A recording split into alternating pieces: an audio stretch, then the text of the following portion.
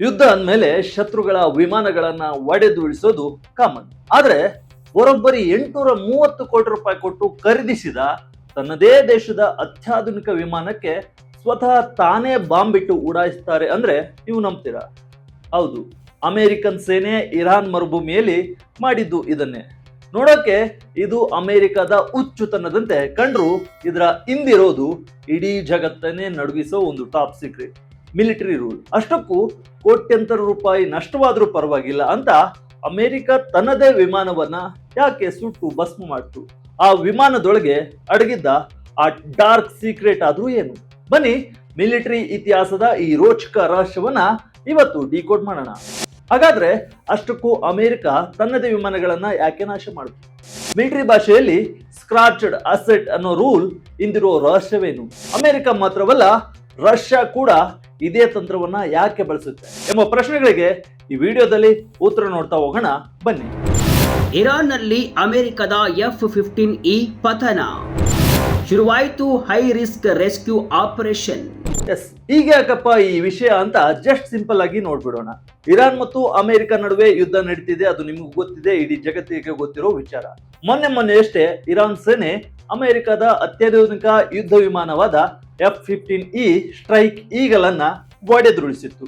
ಕಳೆದ 2 ದಶಕದಲ್ಲಿ ಅಂದ್ರೆ 20 ವರ್ಷಗಳಲ್ಲೇ ಶತ್ರುಗಳ ದಾಳಿಗೆ ಸಿಲುಕಿ ಅಮೆರಿಕದ ಫೈಟರ್ ಜೆಟ್ ಒಂದು ಪತನಗೊಂಡಿದ್ದು ಇದೇ ಫಸ್ಟ್ ಟೈಮ್. ಈ ವಿಮಾನದಲ್ಲಿ ಅಮೆರಿಕದ 2 ವಾಯುಪಡೆಯ ಅಧಿಕಾರಿಗಳಿದ್ರು.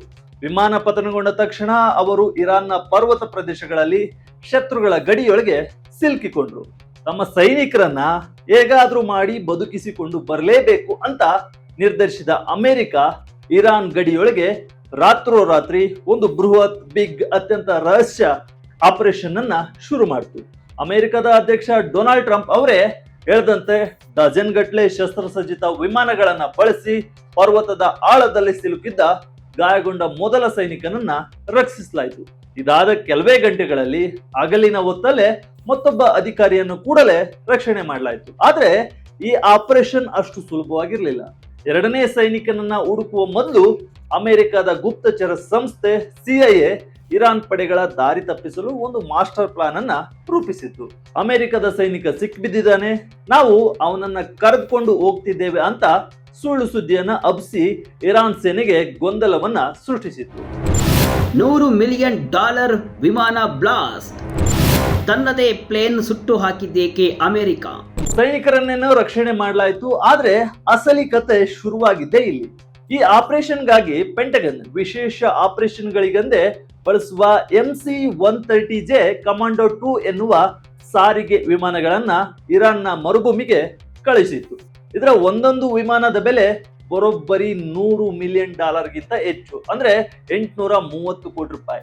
ಇರಾನ್ನ ಮರುಭೂಮಿಯಲ್ಲಿದ್ದ ತಾತ್ಕಾಲಿಕ ಏರ್ಫೀಲ್ಡ್ ನಲ್ಲಿ ಈ ವಿಮಾನಗಳು ಲ್ಯಾಂಡ್ ಆದವು. ಆದ್ರೆ ಮರುಭೂಮಿಯ ಮೃದುವಾದ ಮರಳಿನಲ್ಲಿ ಸಿಲುಕಿಯೋ ಅಥವಾ ಟೆಕ್ನಿಕಲ್ ಎರರ್ ನಿಂದಲೂ MC-130J ವಿಮಾನಗಳು ಮತ್ತೆ ಟೇಕ್ ಆಫ್ ಆಗಲು ಸಾಧ್ಯವಾಗಲೇ ಇಲ್ಲ. ಅತ್ತ ಇರಾನ್ನ ಸೇನೆ ಕ್ಷಣಕ್ಕೂ ಹತ್ರ ಬರ್ತಾ ಇತ್ತು. ವಿಮಾನವನ್ನ ರಿಪೇರಿ ಮಾಡೋಷ್ಟು ಟೈಮ್ ಕೂಡ ಅಮೆರಿಕದ ಸ್ಪೆಷಲ್ ಫೋರ್ಸ್ ಬಳಿ ಇರಲಿಲ್ಲ. ಆಗ ಅಮೆರಿಕನ್ ಕಮಾಂಡೋಗಳು ತೆಗೆದುಕೊಂಡ ನಿರ್ಧಾರ ಇಡೀ ಜಗತ್ತಿಗೆ ಶಾಕ್ ನೀಡಿತು. ಅದೇನಂದ್ರೆ ಆ ವಿಮಾನಗಳನ್ನ ಅಲ್ಲೇ ಬ್ಲಾಸ್ಟ್ ಮಾಡೋದು. ಇದೇನು ಹುಚ್ಚರು ಮಾತ್ರ ಈ ರೀತಿ ಮಾಡ್ತಾರೆ ಅನ್ಕೊಂಡ್ರ? ನೋ, ಸೇನೆಗಳು ಕೂಡ ಈ ರೀತಿ ಮಾಡ್ತವೆ. ಸುಮ್ನೆ ಈ ರೀತಿ ತಮ್ಮದೇ ವಿಮಾನಗಳನ್ನ ಅವು ಬ್ಲಾಸ್ಟ್ ಮಾಡಲ್ಲ. ಇದರ ಹಿಂದೆ ದೊಡ್ಡ ಕ್ಯಾಲ್ಕುಲೇಟೆಡ್ ಸ್ಟೆಪ್ಗಳು, ಕ್ಯಾಲ್ಕುಲೇಟೆಡ್ ರಿಸ್ಕ್ಗಳು ಕೂಡ ಇವೆ.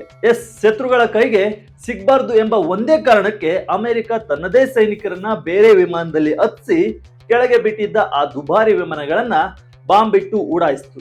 ಇರಾನ್ನ ಸರ್ಕಾರಿ ಮಾಧ್ಯಮಗಳು ಭಾನುವಾರ ಇಸ್ಫಾನ್ ಪ್ರಾಂತ್ಯದ ಮರುಭೂಮಿಯಲ್ಲಿ ಸುಟ್ಟು ಕರಕಲಾದ ಈ ವಿಮಾನಗಳ ವಿಡಿಯೋ ಮತ್ತು ಫೋಟೋಗಳನ್ನ ರಿಲೀಸ್ ಮಾಡಿವೆ. ಇದರ ಜೊತೆಗೆ ಬೋಯಿಂಗ್ MS-6 ಲಿಟಲ್ ಬರ್ಡ್ ಹೆಲಿಕಾಪ್ಟರ್ನ ಅವಶೇಷಗಳು ಕೂಡ ಅಲ್ಲಿ ಪತ್ತೆಯಾಗಿವೆ. ಇರಾನ್ನ ರೆವಲ್ಯೂಷನರಿ ಗಾರ್ಡ್ ಕಾರ್ಪ್ಸ್ ಶತ್ರುಗಳ ವಿಮಾನಗಳು ನಾಶವಾಗಿವೆ. ಅಮೆರಿಕ ಮತ್ತೊಮ್ಮೆ ಅವಮಾನಕರ ಸೋಲನ್ನ ಅನುಭವಿಸಿದೆ ಅಂತ ವ್ಯಂಗ್ಯವಾಡಿದೆ. ಟ್ರಂಪ್ ಅವರಿಗೆ ಮುಜುಗರ ಆಗಬಾರ್ದು ಅಂತಲೇ ಅಮೆರಿಕ ತನ್ನ ವಿಮಾನಗಳಿಗೆ ತಾನೇ ಬಾಂಬ್ ಹಾಕೊಂಡಿದೆ ಅಂತ ಇರಾನ್ ಸೇನೆ ಲೇವಡಿ ಮಾಡಿದೆ. ಮಿಲಿಟರಿ ಜೆಟ್ಗಳಲ್ಲಿ ಅಡಗಿರೋ ಸೀಕ್ರೆಟ್ಸ್ ಏನು? ಸ್ಕಾರ್ಚ್ಡ್ ಅಸೆಟ್ ರೂಲ್ಸ್ ಅಂದ್ರೇನು? ನೋಡಲು ಅಮೆರಿಕ ಕೋಟ್ಯಂತರ ರೂಪಾಯಿ ನಷ್ಟ ಮಾಡಿಕೊಂಡಂತೆ ಕಂಡ್ರು ಮಿಲಿಟರಿ ತಂತ್ರಗಾರಿಕೆಯಲ್ಲಿ ಇದೊಂದು ಅತ್ಯಂತ ಜಾಣತನದ ಕ್ಲೆವರ್ ಎಡ್ಜ್ ಅಂತ ಹೇಳ್ಬೋದು. ಮಿಲಿಟರಿ ಭಾಷೆಯಲ್ಲಿ ಇದನ್ನ ತಂತ್ರಜ್ಞಾನದ ನಿರಾಕರಣೆ ಅಥವಾ ಸ್ಕ್ರಾಚ್ಡ್ ಅಸೆಟ್ ಅಂತ ಕರೀತಾರೆ. ಇದರರ್ಥ ಇಷ್ಟೇ, ಶತ್ರುಗಳ ನೆಲದಲ್ಲಿ ನಿಮ್ಮ ಯಾವುದೇ ವಾಹನ, ವಿಮಾನ ಅಥವಾ ಆಯುಧ ರಿಪೇರಿ ಮಾಡಲಾಗದ ಸ್ಥಿತಿಯಲ್ಲಿದ್ರೆ ಅದನ್ನ ಶತ್ರುಗಳಿಗೆ ಸಿಗದಂತೆ ಸಂಪೂರ್ಣವಾಗಿ ಸುಟ್ಟಾಕೋದು. ಇದು ನಿರ್ಲಕ್ಷ್ಯವಲ್ಲ, ಬದಲಾಗಿ ಕಟ್ಟುನಿಟ್ಟಿನ ಪ್ರೋಟೋಕಾಲ್. ಕಾರಣ ಇಷ್ಟೇ, ಇಂದಿನ ಆಧುನಿಕ ವಿಮಾನಗಳು ಕೇವಲ ಕಬ್ಬಿಣದ ಯಂತ್ರಗಳಲ್ಲ, ಅವುಗಳ ಒಳಗೆ ಅತ್ಯಂತ ಸೀಕ್ರೆಟ್ ಟೆಕ್ನಾಲಜಿ ಇರುತ್ತೆ. ಫಾರ್ ಎಕ್ಸಾಂಪಲ್ ನೋಡೋದಾದ್ರೆ, ವಿಮಾನಗಳಲ್ಲಿರುವ AESC ರೇಡಾರ್ಗಳು ಮತ್ತು ಸಾಫ್ಟ್ವೇರ್ಗಳು ಶತ್ರುಗಳ ಟಾರ್ಗೆಟ್ ಅನ್ನ ಎಷ್ಟು ದೂರದಿಂದ ಪತ್ತೆ ಹಚ್ಚುತ್ತವೆ ಅನ್ನೋ ಸೀಕ್ರೆಟ್ ಅನ್ನ ಹೊಂದಿರುತ್ತೆ. ಇವುಗಳು ಶತ್ರುಗಳ ಕೈಗೆ ಸಿಗಬಾರ್ದು ಅಂತ ದೇಶಗಳು ರಕ್ಷಣೆ ಮಾಡ್ಕೊಳ್ತವೆ. ಇನ್ನು ಇನ್ಫ್ರಾರೆಡ್ ಟಾರ್ಗೆಟಿಂಗ್ ಪಾಡ್ಗಳು ರಾತ್ರಿ ಹೊತ್ತಲು ನಿಖರವಾಗಿ ಗುರಿ ಹಿಡಿಯಲು ಸಹಾಯ ಮಾಡ್ತವೆ. ಇದರ ಬಳಿಕ ಎಲೆಕ್ಟ್ರಾನಿಕ್ ವಾರ್ಫೇರ್ ಮತ್ತು ಜಾಮಿಂಗ್ ಟೆಕ್ನಾಲಜಿ ಇರ್ತವೆ. ಶತ್ರುಗಳ ರೇಡಾರ್ ಅನ್ನ ಕಣ್ತಪ್ಪಿಸುವ ಅಥವಾ ಜಾಮರ್ ಮಾಡುವ ತಂತ್ರಜ್ಞಾನ ಇದರಲ್ಲಿರುತ್ತೆ. ವಿಮಾನಗಳು ಮತ್ತು ಕಂಟ್ರೋಲ್ ರೂಮ್ ನಡುವೆ ನಡೆಯುವ ಸಂವಹನದ ಪಾಸ್ವರ್ಡ್ಗಳು ಕೂಡ ಇಲ್ಲಿರ್ತವೆ. ವಿಮಾನ ಶತ್ರುಗಳ ರೇಡಾರ್ಗೆ ಯಾಕೆ ಸಿಗೋದಿಲ್ಲ ಎನ್ನುವ ಸೀಕ್ರೆಟ್ ಪೇಂಟ್ ಹಾಗೂ ಡಿಸೈನ್ ಕೂಡ ಇದರಲ್ಲಿರುತ್ತೆ. ಸಂಪೂರ್ಣ ವಿಮಾನವನ್ನ ನಿಯಂತ್ರಿಸುವ ಈ ಸಾಫ್ಟ್ವೇರ್ಗಳು ಅತ್ಯಂತ ಸೀಕ್ರೆಟ್ ಆಗಿರುತ್ತೆ. ಆದ್ರಿಂದ ಇವುಗಳು ಶತ್ರುಗಳ ರಾಷ್ಟ್ರಗಳಿಗೆ ಸಿಗಬಾರ್ದು ಅಂತ ರಾಷ್ಟ್ರಗಳು ತಮ್ಮ ವಿಮಾನಗಳನ್ನೇ ನಾಶ ಮಾಡ್ತವೆ. ಒಂದು ವೇಳೆ ಈ ವಿಮಾನಗಳು ಸುಡದೆ ಇರಾನ್ ಕೈಗೆ ಸಿಕ್ಕಿದ್ರೆ ಅವರು ಅದನ್ನ ರಿವರ್ಸ್ ಇಂಜಿನಿಯರಿಂಗ್ ಮಾಡಿ ಅಮೆರಿಕದ ಟೆಕ್ನಾಲಜಿಯನ್ನ ಕಾಪಿ ಮಾಡ್ತಿದ್ರು. ಭವಿಷ್ಯದಲ್ಲಿ ಅಮೆರಿಕದ ವಿಮಾನಗಳನ್ನ ಸುಲಭವಾಗಿ ಒಡೆದುರುಳಿಸೋ ಆಯುಧಗಳನ್ನ ತಯಾರಿಸ್ತಿದ್ರು. ಅದಕ್ಕೆಂದೇ ವಿಮಾನ ಹೋದ್ರೂ ಪರವಾಗಿಲ್ಲ, ಟೆಕ್ನಾಲಜಿ ಶತ್ರುಗಳ ಕೈ ಸೇರಬಾರ್ದು ಅಂತ ಅಮೆರಿಕ ಈ ನಿರ್ಧಾರವನ್ನ ಮಾಡಿದೆ. ಈ ಹಿಂದೆಯೂ ಒಸಾಮಾ ಬಿನ್ ಲಾಡೆನ್ ಅನ್ನು ಪಾಕಿಸ್ತಾನದ ಅಬೋಟಾಬಾದ್ ನಲ್ಲಿ ಒಡೆದುರುಳಿಸಿದ ಆಪರೇಷನ್ ನಲ್ಲೂ ಅಮೆರಿಕ ತನ್ನ ಒಡೆದ ಹೆಲಿಕಾಪ್ಟರ್ ಅನ್ನ ಹೀಗೆ ಬ್ಲಾಸ್ಟ್ ಮಾಡಿ ಬಂದಿತ್ತು. ವಿಮಾನ ಸುಡುವ ಇತಿಹಾಸ ಶುರುವಾಗಿದ್ದೆಲ್ಲಿ? ಅಮೆರಿಕ ರಷ್ಯಾದ ಡೆಡ್ಲಿ ರೂಲ್ಸ್ ಏನ್ ಗೊತ್ತಾ? ಈ ಹಿಂದೆಯೂ ಒಸಾಮಾ ಬಿನ್ ಲಾಡೆನ್ ಅನ್ನ ಪಾಕಿಸ್ತಾನದ ಅಬೋಟಾಬಾದ್ ನಲ್ಲಿ ಒಡೆದುರುಳಿಸಿದ ಆಪರೇಷನ್ ನಲ್ಲೂ ಅಮೆರಿಕ ತನ್ನ ಹೆಲಿಕಾಪ್ಟರ್ ಅನ್ನ ಹೀಗೆ ಬ್ಲಾಸ್ಟ್ ಮಾಡಿ ಬಂದಿತ್ತು. ಈಗ ಸ್ವಲ್ಪ ಹಿಸ್ಟ್ರಿ ಕಡೆ ಬರೋಣ. ತಮ್ಮದೇ ವಿಮಾನಗಳನ್ನ ಸುಡೋ ಈ ರೂಲ್ಸ್ ಇವತ್ತು ನಿನ್ನೆದಂತೂ ಅಲ್ಲ. ಎರಡನೇ ಮಹಾಯುದ್ಧ ಅಂದ್ರೆ ಸೆಕೆಂಡ್ ವರ್ಲ್ಡ್ ವಾರ್ ಕಾಲದಿಂದಲೂ ಇದು ನಡೆದುಕೊಂಡು ಬಂದಿದೆ. ಆ ಕಾಲದಲ್ಲಿ ಯುದ್ಧ ವಿಮಾನಗಳು ಪತನಗೊಂಡ್ರೆ ಪೈಲಟ್ಗಳಿಗೆ ವಿಮಾನ ಮ್ಯಾಪ್ಗಳು ಮತ್ತು ಸೀಕ್ರೆಟ್ ದಾಖಲೆಗಳನ್ನ ಸುಟ್ಟು ಹಾಕುವಂತೆ ಮೊದಲೇ ಟ್ರೈನಿಂಗ್ ಅನ್ನ ನೀಡಲಾಗ್ತಿತ್ತು. ಎರಡನೇ ಮಹಾಯುದ್ಧದ ನಂತರ ಅಮೆರಿಕದ ವಾಯುಪಡೆಯು ಜರ್ಮನಿಯ ಲ್ಯಾನ್ಸ್ಬರ್ಗ್ ನಲ್ಲಿದ್ದ ತನ್ನದೇ B-26 ಮರೋಡರ್ ಬಾಂಬರ್ ವಿಮಾನಗಳನ್ನ ಬಾಂಬ್ ಬಿಟ್ಟು ಸ್ಕ್ರಾಪ್ ಮಾಡಿತ್ತು. ವರ್ಲ್ಡ್ ವಾರ್ ಸಮಯದಲ್ಲಿ B-17 ವಿಮಾನಗಳನ್ನ BQ-7 ಫ್ಲೈಯಿಂಗ್ ಬಾಂಬ್ಗಳನ್ನಾಗಿ ಪರಿವರ್ತಿಸಿ ತಾವೇ ಕ್ರಾಶ್ ಮಾಡುವ ತಂತ್ರಜ್ಞಾನವನ್ನ ಅಮೆರಿಕ ಬಳಸಿತ್ತು. ಅಮೆರಿಕನ್ ಮಿಲಿಟರಿ ಡಾಕ್ಟ್ರಿನ್ ಪ್ರಕಾರ ಒಂದು ಹೈ ವ್ಯಾಲ್ಯೂ ಅಸೆಟ್ ಅಂದ್ರೆ F-35 ಅಥವಾ MC-130J ವಿಮಾನ ಕೈತಪ್ಪಿ ಹೋದ್ರೆ ಅದನ್ನ ರಿಮೋಟ್ ಮೂಲಕ ಲಾಕ್ ಮಾಡಿ ಡೇಟಾ ಅಳಿಸಿ ಸುಟ್ಟು ಹಾಕೋದು ಕಡ್ಡಾಯ.